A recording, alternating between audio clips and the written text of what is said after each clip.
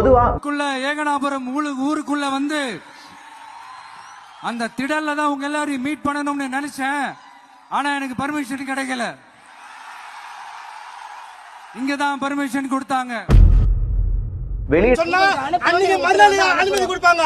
ஆனா ஏகனாபுரத்துக்கு அனுமதி கிடையாது. இதே நாளைக்கு முன்னாடி நம்ம புள்ளிங்க ஒரு நோட்டீஸ் கொடுத்ததுக்கு தடை விதிச்சாங்க. ஒரு துண்டு சீட்டு நம்ம புள்ளிங்க கொடுத்ததுக்கு. அது ஏன்னு எனக்கு புரியல. விவசாயத்தை அழிக்க கூடாது. நாங்க விவசாயத்துக்காக தான் இவ்ளோ போராடின்னு இருக்கோம். 910 நாளா எந்த இதுக்குமே இவ்ளோ போராடினது கிடையாது. விவசாயத்துக்காக மட்டும் தான் இவ்ளோ நாள் போராடின்னு இருக்கிறோம்.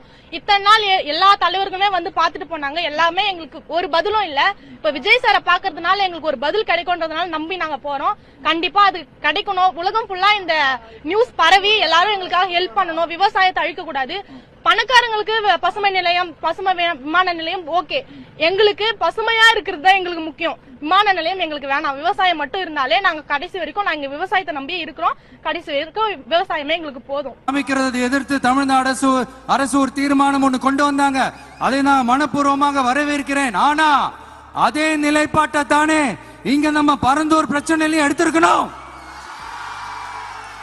எடுக்கணும்.